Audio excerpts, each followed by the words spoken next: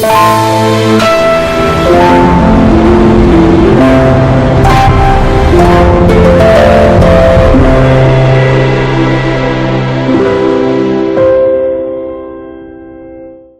dans l'émission de Bongisa.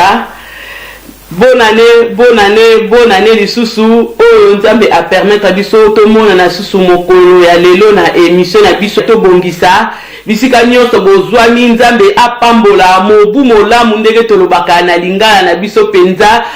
Mobu molamu vraiment na mabota na biso. Thème na biso ya lelo tokolobela cause ya divorce ya mabala awa na poto. Nazali na esengo mingi ya ko présenter bino émission na biso to Bongisa. Nazali ngai mokote, nazali na ba invité na nga lokola momesano. Awa nazali na invité na nga pasteur Norbert Katenda.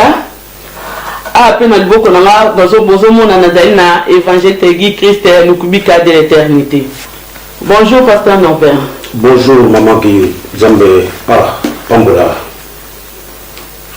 Pambola yo. Journée l'équipe madame. Mangulu ya Nzambe tango tozali awa boye journée eleki malamu tokoti pe na mbula ya sika Nzambe azali ko battre biso journée Zambie.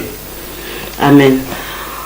Bonjour évangile Lukubika Guy Christ. Bonjour maman Lukubika, bonjour na bandeko. Shalom bandeko vous ko landa biso bonne année na bino Nzambe pambola bino mingi. Très bien.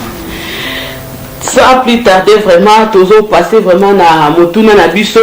na thème na biso ya motuya o ya lelo vraiment Nzambe pesi biso na mobu na biso ya sikato partager elongo na bino o bozo landa biso kuna na ndako esika bozali vraiment na yebi ke émission o tango nyonso to telemaka pona ko partager yango ezaka esengo mingi donc tango nyonso bozali ko landa biso boye ba ke bozali branché na Lukubika TV donc tozali toujours na besoin de soutien na bino tango nyonso bozali ko landa bo aider biso vraiment na ko partager na ko liker na ko tia ba commentaire vraiment et kozala lipamboli et puis yo so landa biso ko zapete. Donc restez vraiment connectés vraiment landa émission vraiment tina souka so landi te kande na lobaka o raté o ezambula sika il faut oye ba nouvelle nim auto na opo na to ba ko bongisa na ba couple na biso na famille na biso na 2019 o so to landa o te mama yeba o raté lipamboli na o ko ba tende nini o ko tambola na 2019 o po na ko bongisa na kati ya couple na kati ya mabota parce que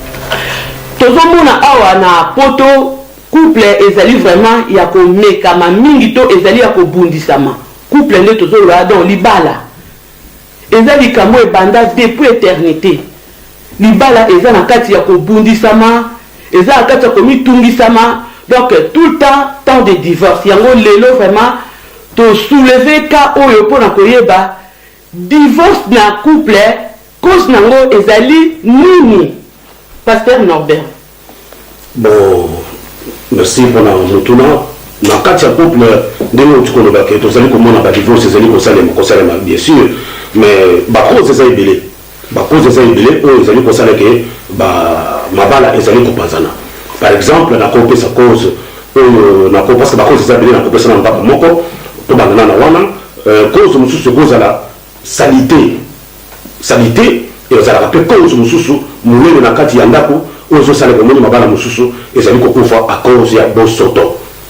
na kati na ndako bosoto salité bon salité pe eza cause vraiment oyo ke ko bo melbala mobali ya linga mwasi mais ka po na salité bo ine ka mwasi mais ezali cause tozolo ba makambo na cause ni parce que mwasi mususu a cause la o moni ka mwasi tango azotambola na nzela o moni vraiment ka azali mwasi o moni ba mesha cheti et comme tu n'as au monde on a dit Angelo nous pas autant pour la manzaka donc à Chelsea manzaka on dirait colombe mais tant aux autres côté nanda kuna ye mais il faut voir reti ndako wana comme na kutuma na kata ndako te basani tant au côté ndako basani kata so côté na kuzi au côté basani place là ki wana lobi na bilo kwa lambaki ezaka ka place wana bataso amelela kiti o bataso bana ba amelela kimiliki au côté on ka na cuisine wana incroyable salité moko côté ezo benna na ba mpese na ndako basalita ndenge wana ezo mobali ya koyebisa mama babu ezala ka bote muntu kuto azo okate ko mela mai yanda kwa basi mususu so ko tika ndako ko ko mela mai yanda ko ezalite donc moi si salité moko incroyable ezali pe ba cause o mususu o komona muta e ba ko fana basalita bote salité bon soto ezali pe cause mama qui de Christ o ko sala pe ko ni ba mbala mususu ezo za ba cause wana basalite wana ezo sala kero mabala mosusu omoni mobali azolemba basalite wana nakoloba kota mbetu oyo mwasi alalaka ndenge mobali alamuki wana okuta badra ekosala ta ba une semaine achangeaka yango te mais kota na salle de bain omona place asokolaka il faut voir la salle de bain ndenge ezali salite eyeba chocolat ayeba ata neti kosokola salle de bain te mais bilamba na ye wana alataka bilamba mosusu wana akotala bakombo nango te oyo bino boyebi wana okuta yango na se ekweli na se bana kutu bazolokota yango batala bilamba na yo ndenge bana balokota yango mais basalite ya défaut wana ezali bacause oyo esalaka déjà ke omoni mobali azoseplera basalite wana te donc état bongo pena c'est sûr vraiment donc omema vraiment divorce penda ti bopanzani pe mais bacause na des cause bacause wana bambala mosusu ekofa bongo salite incroyable ezali cause oyo tomona déjà parce que eza bapreuve mosusu okomona mwasi azoloba kutu mwasi ndenge wana makambo ndako nde kutu ezalaka libanda donc ayebi vi ya bato na ntongo akolamuka donc makambo ka bato omoni ntango azotamoni ke vraiment mwasi oyo ya kobala omoni ye ndenge azotambola omoni ndenge azali koya pembe su bati bese bini aye na ndenge kaka soki alingi na nzela bo moto amona me koma na ndako na ye ayebaka kutu kolamba te alambaka te babiloko wana ezali bacause oyo tomona mabala mosusu ezokufa na bacause wana eza cause ya liboso oyo na souleve eza ebele nakozanga kolamba mpe naoki ozoloba déjà kozanga kolamba mpe oyeba kolamba mais basi mosusu balambaka te okomona mosusu na ndako alambaka te azolamba te basi mosusu na ndako okomona soki okoti na mobali auti mosala akoti boye alambi te ayebisi mekoki na cuisine to débrouiller alamba so alambi abino yo toza na poto depuis tokoma mpe na poto basi mosusu po alamba boye eza un problème apréféré okende osomba maleo ya libanda bokelia maleo osomba mabiloko akolia libanda oyo nango na ndako me yo oza na mwasi na ndako mais commence mwasi azoka kolamba te yo osode odébrouiller yo mwana mobali biloko wana ezali bacause mosusu oyo tozomona mabala ezovanda bene te bacause eza ebele tozali vraiment ya kopambolama toza ya kopambolama bino mo boyolanda vraiment donc mituna toujours eza yanga biyano ezalaka bainvité nanga papa biso évangile Guy Christ olobi nini nzambe azwa lokumu moi je pense que ntango tozolobela cause oyo ezosala ke mabala epanzana mingi awa na poto nakoloba eza eloko oyo eza nano au départ ezali oyo moto azoluka mpo na ye c'est-à-dire moto azoluka intérêt na ye particulier ezali soit mpo na mwasi to mpo na mobali oyo azoluka intérêt na ye moko ezali particulier tomona le mosusu komona mobali asalaka makambo mwasi ayebi te mwasi asalaka makambo mwasi mobali ayebi te mwasi atindaka oyo ezali le mosusu bambongo na Afrique mwasi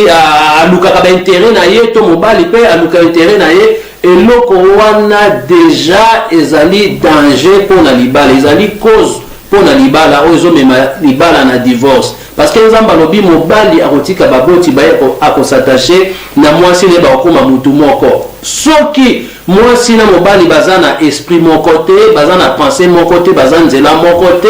alors divorce ezali d'office c'est-à-dire bavivraka oyo ezali kati na divorce donc ezali kozanga bomoko ezali kozala na même langage kozanga même langage ezali kotambola vraiment na bomoko te nyonso wana ezosala cause ya divorce libala sa kena tala nano oyo pasteur Norbert alobi par rapport ya basalite koyeba kolamba te nyonso wana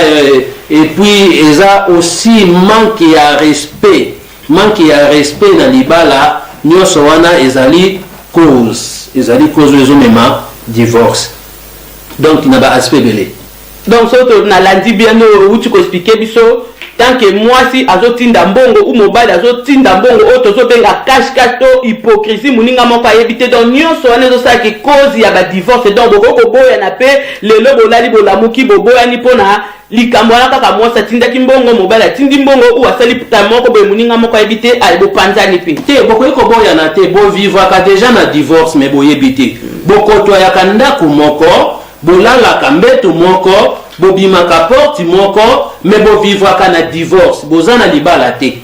libala ezali mutu aza moko mais wana eloko évangile azoloba place na eloko alobi wana te divorce tant que balobi divorce bato baza divorcé donc tozomona likambo ke badivorce ezalaka tozomona badivorce lelo parce que nazoki evance azolobakeno ntango baza déjà divorcé mais baza na ndako moko non baza divorce eza motu badivorcé soki baza na ndako moko bazaka na tolalaka toolabuka na biso kabwani tolamuki bien na ntongo wana badivorcé te bazaka na ndako babandani to le problème c'est quoi libala ezali le fait te ke ya kovanda ndako moko libala au départ ceux qui tolobi tozwana no libala mo le mariage ezali mo o ezotalisa batu oyo baza ko se concorder oyo baza ensemble oyo bazotambola nzela moko oyo baza na même esprit ke bato banda moko to bibi boke magasin boke ni bonzela moko yango déjà yango wana lelo tomona mwasi na sima mobali liboso le mususu oyo asalaka makambo na ye na ndenge na ye c'est-à-dire mo le mariage ezotalisa et non seulement oyo ezali concordance ezotalisa accord ezali na kati te parce que ceux qui nazo lingana éclaircir vraiment ba public na biso kuna bisika baolanda biso po bakoloba ke mais yazoloba ndeni ke o libala ezate mais tango vivre bongo mwasi na cache mobile na cache ça veut dire quoi ozo sala likambu moko mwasi azosala mbala yebite mwasi osala mbala yebite malgré ça mais omona bango toujours ensemble okomona mwasi na mobali bakei église nzela moko omona bao na magasin omona bao bavandi bazolia omoke baza ensemble bon so yo ebise bon ke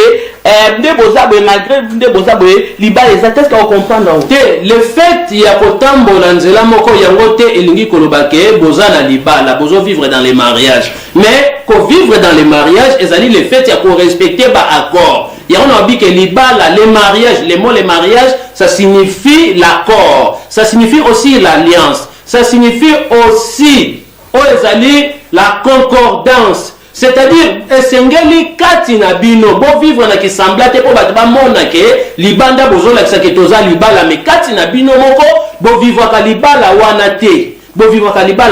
c'est ça le problème ezali ya mariage c'est-à-dire d'office ezate ke mwasi akende libanda to mobali abima libanda na ndako po sala ke divorce esalami te mais pendant que bozano na kati ya ndako bo vivre ka déjà kati na divorce donc divorce mo secret tokoloba oui divorce moko secret pe na miso ya nzambe pe na miso na bino moko boyebi ke tozalaka libala te et puis eyaka kokokisama na moment oyo bato bamoni ke oyo akomi na ndako na ye oyo akomi na ndako na ye na moto azwi nzela na ye mais au départ divorce oyo ebandaka nanu kati na couple bango moko bakotoyaka ndako moko me bazalaka divorce bavivre le mariage te so bino bovivre le mariage te nani azovivre le mariage on a place na bino parce que bozala na ntango nyonso bitumba matata eleka koswana moto akorespecte moto aya te mokolo leki nani aza te respect considération to nini eza te donc ezalaka guerre opesi mbwambwa boyi na kati ya ndako me bato na libanda bayebi te ntango bobima libanda bosali sembla c'est ça le mariage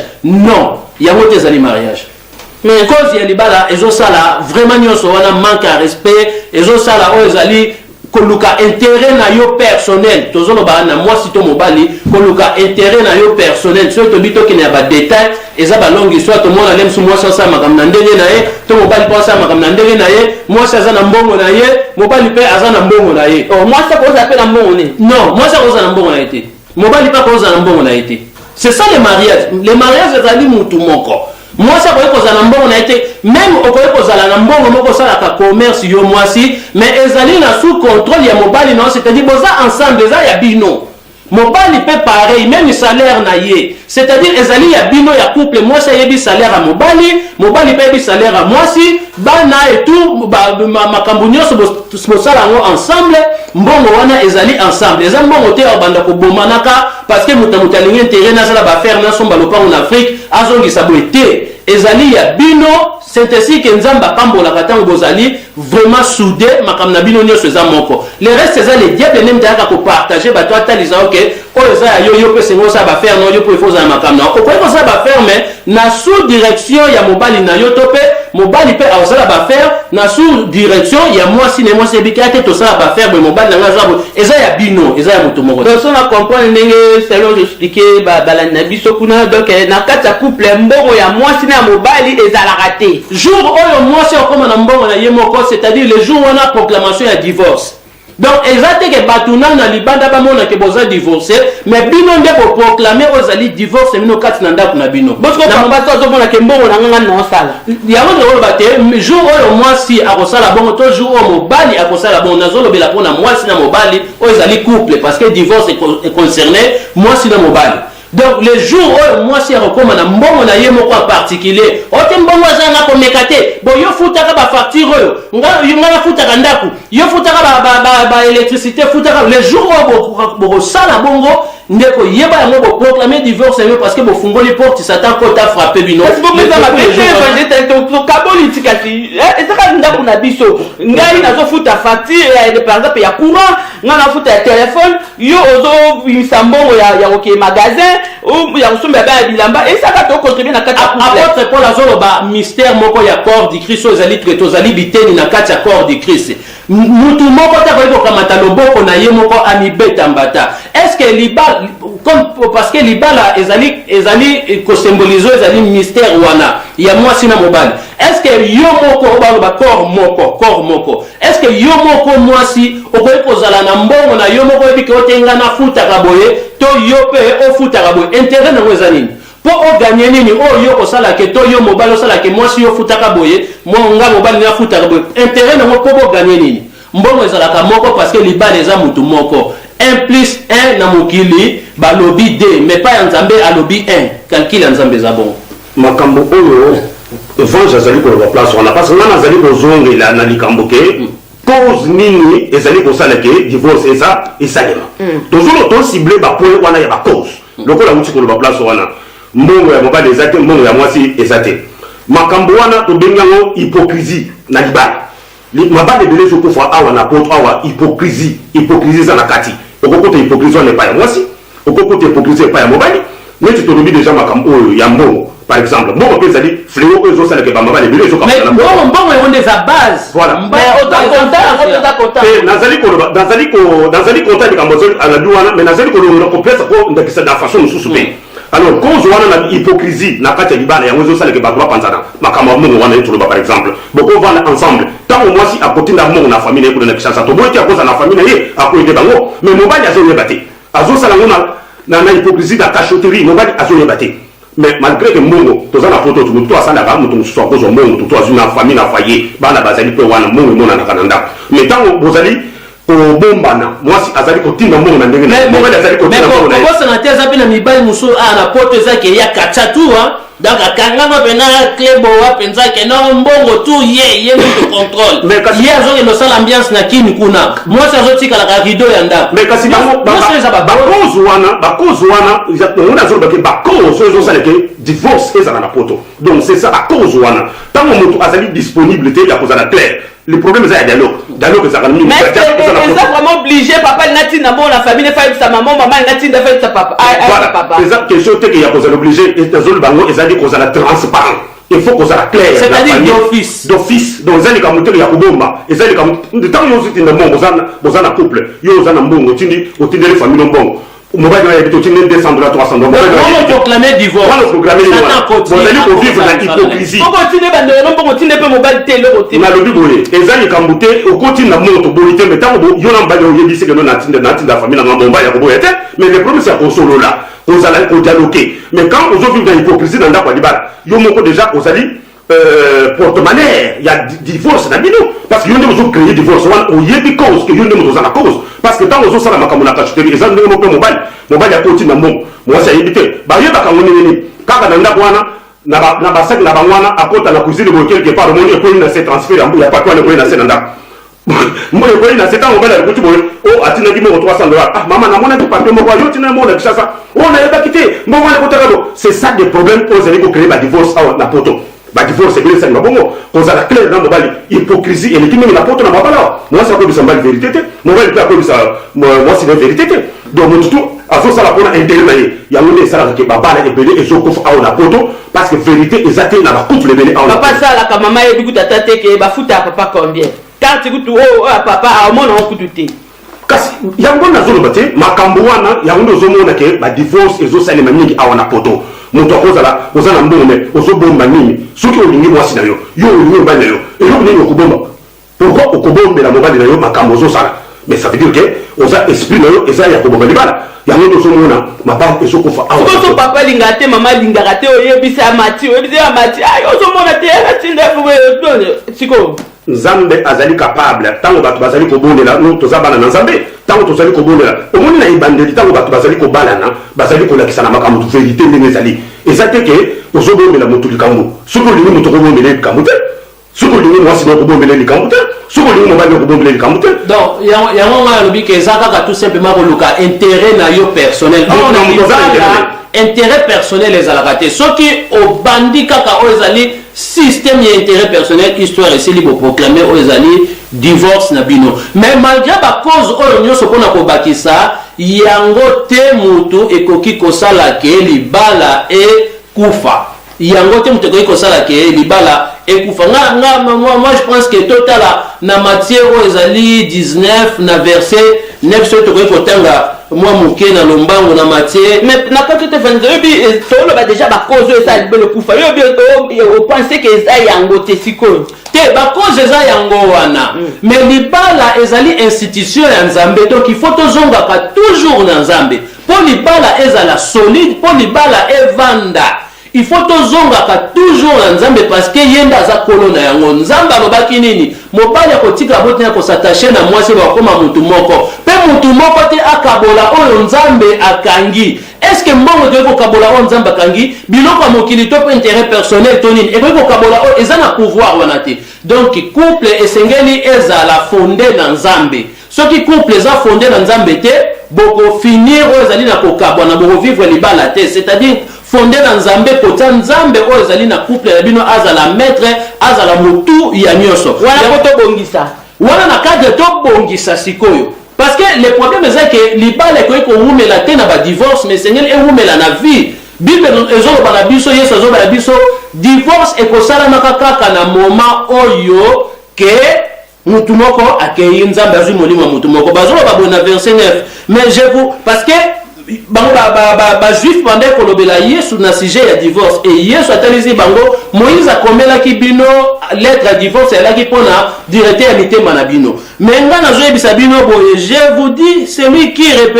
répudie sa femme sauf pour l'impudicité et qu'il épouse une autre comme un adultère c'est-à-dire yesu alobi oyo akobengana mwasi nete okabwana mwasi na ye pourquoi bazoloba mobali te akabwana mwasi na ye abali mosusu akomettre oyo ezali adultère divorce biso nde moto mitikaka oyo ezali vraiment na manipulation ya satan na likolo ya matériel et puis le diable amemaka biso na divorce mais nzambe azotalisa tout simplement ke sauf oyo ezali na impudicité nde bokoki kokabwana mais na bacause nyonso oyo topesi awa omona ke tosouleve impudicité te impudicité eza nini eza tout simplement péché yesu alingi alobela tout simplement péché ekoki kokabola bino c'est-à-dire péché ezali eloko oyo ezomema divorce eza image oyo ezali ya mwasi église na yesu libala wana libala yango ekabwana kaka na péché lolenge moko na libala oyo ezali physique oyo apôtre paul asala rapport entre libala physique na libala spirituel abi Marie aimez vos femmes et femmes soyez soumises tout simplement c'est-à-dire mobali alinga mwasi aza na soumission soki mwasi aza na soumission alingi pe te aza pe na soumission te comme mpe mobali mpe soki alingi aza na soumission ya mobali ya mwasi na ye te azala mpe oyo ezali na kolinga mwasi na ye te donc péché tout simplement ezosenga nini ke koevite lisumu bapratike nyonso oyo tolobeli bakoze wana soki toevite yango na mabala na biso na mabala na bino divorce akozwa lisusu oyo ezali place te parce que ezali péché donc yo moko okoki komibeta te okoki komisala mabe te parce que libala ezali question ya moto moko me ya bato mibale te donc na couple biso moto wana pouvoir likolo ya péché donc péché eza bacause nyonso totangi awa hypocrisie kozanga koboya kolamba kozanga korespecte mobali ou to kozanga par exemple propriété na ndaku biso na kati ya couple na biso donc c'est ça. Oui, bien sûr, kozanga nyonso wana eza péché. Libala eza bakor, eza alliance. Libala ezali concordance. Donc bato ba se concorder. accord quand na accord il faut les deux aux ali personnes ba respecter ba accord wana tant boza ko respecter ba accord wana te alliance wana te d'office bo vivre les balaté donc bo proclamer déjà aux ali divorce na bino na bakati na bakor wana yo moi s'il faut s'occuper na mobile na ye alambela mobile na ye moi s'il faut à la propre moi si atia moi babilo ko botiaka et tout moi beauté moi maquillage pour na bipaka pe mobile amona pe basi mususu te nyoso wana eza vraiment important yo ka passer à Norbert lingango mingi c'est qui mais on va ko biper mais comment mawa omoni biloko wana makambo yo tozolo bango kaka omoni tolakisi nano ba point parce que tozali ko soutenir divorce te tozali ko soutenir divorce mais tozali ko lakisa ba ka oyo ezali ko permettre ba basala nini divorce et ça mais voilà mais tant il faut déjà montrer ayeba déjà que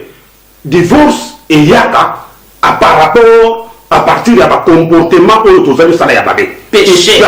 kasi péché wana so kombo nango péché wana nde totangi so ba kombo nango hypocrisie impudicité pezali to wati ka ko sala nanda kwa abona kalibana mobali akobo ko na impudicité mobali boye bosusu azaka na kimbe mingi bayibi bango bakabona ka bazongana mais parce que non il faut que parce que même pour l'impudicité bon to ba impudicité na lingala bosoto péché mais adultère ezelo ko bosusu adultère ezali ekobo même pour ekobo ko ko benga na mwasi na oti mais baba biloko zolo bana na biloko ni wana bible zolo déjà bible lo liboye divorce wana parce que to kebe profondeur na bible wana à cause de quoi à cause d'incompréhension et à cause d'incompréhension même la bible dit à cause d'incompréhension va y ajouter impudicité ba dire à cause d'incompréhension quand mutazara d'incompréhension na libala et pouvoir rappeler ba biloko wana et ça pas so ka ngoma ça ça à cause de dirité mitema papa moi ça c'est la dirité ro isanga bana na nini oui okolimbisa mais yo okolimbisa ye nzamene mutawa wana okolimbisa so yo olimbisa il n'y a pas de problème okolimbisa bo vandi wana ça engage que personnel divorce et ça la makaka soki moko akei te divorce et ça la mata moko akei mais ils ont ça la malelo ya moko akei te bazali awa ça veut dire moko akofinde azuli ok soki moko akofinde batikali mais awa moto na profiter divorce zo ça mais ndelo bila o et puis mutu oya sali divorce tout le monde même ba pasteur ba prophète ba prophétesse ba osa ba divorce mo ba balaka et ça péché donc on peut écouter ko bala biloko wana to mona yango kasi balobi wana na bon na cadre la tolo be communauté au moins ça ministère au mobile ministère donc et ça abomination to banga nzambe to tika hypocrisie to banga nzambe to tika moi ça ministère oh wana mama zaki papa ministère wana zaki papa ministère pasteur Norbert Biboye, mais je voulais dire que c'est lui qui répudie sa femme, sauf pour l'infidélité, et qui épouse une autre commet un adultère. Donc, yo to bali mususu o commettre un adultère. Ko bali yo mwasi o se divorcer. Avant libolo dans le bac yango déjà. Avant libolo so bali à cause de quoi? La vérité mais non, avant déjà ko tanga adultère wana. Vas-y. Ba yo ko bali libolo wana. Vas-y. Au monde faut commencer à aller. Donc il y a déjà au monde tant autour déjà tant on doit aller pour obéir nandako. Bilo wana ezo causer ba bilo wana. Mais ensemble tobenyango infidélité. On va zo ka biso ba yo ka ba po ba za na mabala ba sala ka ngote po mabala ba ko faté. Faut on doit y ba déjà maladie. Au monde tant on doit pas dans hôpital et pas docteur. Docteur a pour ça les prises de sang. Pour ba détecter. Ba mon est-ce que bilo ko dini ezo pesa bo soto. Pour ba pesa traitement. Donc na kata libala, tout le bango bien clair. Ceux qui moi si à la salité, à ça la banda pour dévier. Ceux qui moi si à ça hypocrite dans la mobile ndenge moko. Mobile musu peut même musu bazape ba sokola kata ko ça même c'est même pas. Moi c'est la réalité. Et non sur mobile solo. Tout so pour simple ben bon mono ko to robaté. Ça péché, c'est-à-dire que yango wana te. Ça péché. Ça ba salité wana. Ba za la kebele. Biloko wana il faut ba tunde bayeba. Bayeba ya pandi. Ko za la propre. Baye baba cause wana kindumba wana tolo bango basi mususu basaka libanda mbali mususu basaka libanda tout ça on les voit au côté de l'église azote mais boso to ba kamé micro ko to ba ba langue hypocrisie hypocrisie to mona ngobele na ba asa moi c'est libala mazana ba contact belé libanda téléphone na ye moko wana Facebook moi c'est simbate mobile simbate Facebook moi si omoni makambo eza tellement vaste soki nalobi nazonga so nsima parce que mwasi azali clé ya société mwasi ye nde moto bakendaka kobala me mwasi akendaka kobala mobali te donc moi si ndemutu azomema accord wana libala moi si ndemutu faire respecter accord wana libala soki yo moi si ozoyeba rôle na yo te alors d'office libala ekufaka yango moi ba maman na biso papa te papa aza na rôle capital aussi mais libala c'est la femme yesu atikaki lola yaki koétablir ezali corps ne ezali mwasi c'est-à-dire l'église libala c'est la femme soki la femme aza ko se comporter bien te mboke kufi mais ce mobali aza ko se comporter bien te mwasi ako sauver mobali mwasi parce que mwasi aza na pomme mais mobali aza lelo mo côté mwasi ne mta changer makambo donc c'est important mwasi a respecter to pe mobali a respecter ba corps ya libala ko libala ezala eza bongo toboyi te yango tozolobi boye hypocrisie wana bato bayeba bafuleo wana bayebaka yango tozala clair toza bato na nzambe ntango tozoya boye fo bato bayeba déjà ke mpo mabala ekufa te donc babongisaka makambo oyo bazala bien keno babiloko wana baerreur wana mutu tu azose retrouve na baka wana abongisaka yango mpo ke libala na ye ekufa te baoyo basi babomi mabala na bango bayeba ndenge nini ya koluka moyen ya kobongisa boke bavanda na makwela parce que c'est très important basouffrance wana banani bazali kosouffrir parce que bana mike baza na kati ya mbala mais est-ce que moi a besoin libala po tomona yango amwasi mosusu azani na besoin libala te na conseiller ndeko mosusu awa ke aboye me mama bongo olingi obima lokola vie bombasi boye to mama bombasi mobali nazokende yobi na bombe akende na ye atikelanga bakarte atikelanga mbongo na omeme na passion alimentaire na ozongisa boye eloko mwasi azosenganga mobali akende na ye mais pendant que eza na basi mosusu basere mosusu bazogene na mama olangi bazogene so ewapi mpoka bazwa libala wana sikoyo oloba nini nazoloba boye makambo oyo ntango ozotanga sike makambo ya basi wana basi mosusu balingaka bana te wana sikoyo tokende na kwe mosusu tokosouleve bakwe mosusu ntango ozoloba makambo ya mwasi elinga libala te wana ozosouleve kwe mosusu tozalaka na 3 catégorie ya basi nga nde ndenge natalaka na basynthèse nanga donc toza na 3 catégorie ya basi ebona mibali toza na catégorie moko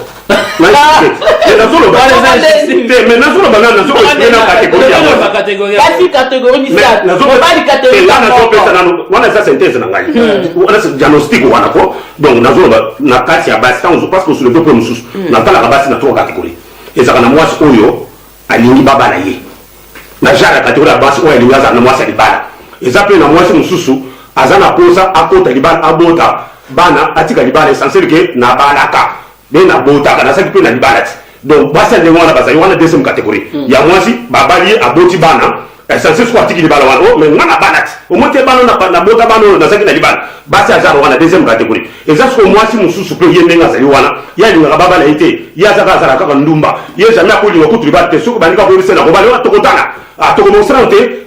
bazalaka wana baza 3 catégorie ya genre ya basi baza 3 wana siko wana ndenge nazopesela yango eza mwasi oyo alingi libala mais mama bakiselo 4 po eza na basi mosusu akobala na ye ye kobala na ye ezali mpo na ye kobota bana makambo oyo tozomona paster Norbert lobeli toi nga na bakiseli ye moko po amona ke toi wana ezokoka kaka te parce que eza na moto mosusu akoti ye posana ye tobota 10 bota me libala na koswana me bota abotaka po ye azwaka mbongo po ya vivraka asala oyo ezali bisengo na ye te wana sikoyo oloba nini kasi ozomona nazali koexplike napesi 3 catégorie wana ozoajoute wana oajoute ye ozomona na 3 catégorie napesi wana otie ye na kati parce nati natangi ye aza wana avanda na libala ye kutu nzala ezala mbongo ezala te alingi libala femme de foyer oyo balobi femme sage azali kobata ndako na ye oyo bible eloba wana azalaka na catégorie na ye moko azalaka ndenge wana mwasi wana femme sage oyo azobata pane azalaka moko mais mibale wana bayaka baboti oyo bayembaka ta soki na bota ta na libala ebele problème eza wana donc bazalaka bongo asegenaka na ete aza ndenge wana envoûtement mvuya donc milimo mabe donc biloko wana il faut kodistingue bato wana mais bible elobela basala te mama omoni na Genèse baange bakitaki na se po babotaki bana bato mosusu bakenda bana babili bati bato wana bazalaka na kati ya mokili awa donc il faut que nzambe atalisa bato makambo malamu bato wana toyeba badefo wana ke toyeba yango avant l'heure mpona kokima babiloko wana nzambe aza capable maintenant toyebisa bato vérité bayeba makambo wana et après on va expliquer comment les gens peuvent sortir dans cette situation et c'est comme ça mawa siko na 2019 vraiment nzambe apesi biso tout chance tobongisa mabala na biso tobongisa couple na biso tobongisa foyer na biso ekozala lipamboli. Jésus revient bientôt. Évangile Guy Christ Lukubika liloba suka eza nini vraiment mpona miso ya biso ya mokolo na lelo? Liloba suka nzambe apambola émission tobongisa epuis apambola yo mama Lukubika apambola bandeko bolandi omoni makambo oyo eza vraiment tellement costaud mais tomeki koloba yango vraiment brèvement bacause ezali ebele. Moi attention ekotaki apo air moko na récupérer pasteur Norbert mais akoki te donc ebino bomoni ameli mwa pema donc toza na choix te eza nde bongo nyonso wana kaka po tobongisa yo oyo olandi message otiango na misala libala ezali eloko oyo moto akoki kolupe yango te. Libala eza mwasi yende moto babalaka yende moto abatela libala oza capable ya kochanger les choses. Bible tolobi yo mpe mobali ozali chef ya famille donc ezwa ba responsabilité na yo année 2019 ozala responsable s'occuper na maman s'occuper na bana ozala présent ozala vraiment actif na ba démarche na ba course nyonso wana ekozala li pamboli nzamba pambola bino bolandi biso na kombo na Yesu Kristo. Pasteur Norbert Lubasuka. Lubasuka mama nzambe azolokumu bon na oyo nyonso touti koloba awa ezali kaka pour que bandeko oyo bazali kolanda biso dans le sens que to bandini ya kobongisa esika ba milimu mabe ezali ko se présenter na kati ya bandako na biso